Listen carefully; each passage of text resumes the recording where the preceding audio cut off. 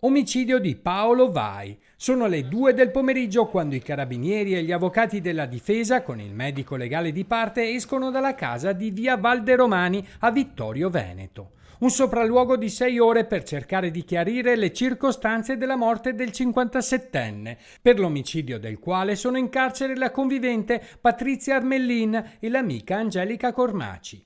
6 ore di accertamenti richiesti inizialmente dagli avvocati della difesa con la formula dell'incidente probatorio e successivamente disposti dal pubblico ministero con un accertamento tecnico irripetibile con l'ausilio dei carabinieri del nucleo investigativo di Treviso.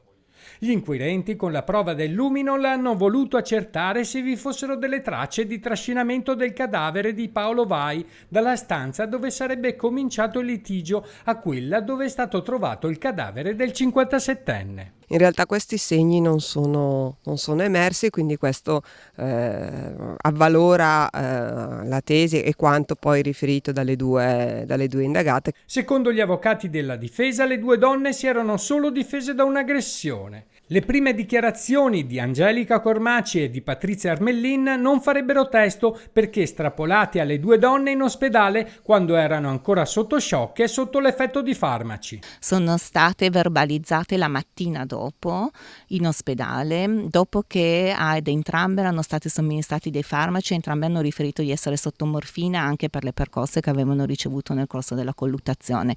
Io non ritengo comunque che queste dichiarazioni siano da considerarsi una confessione.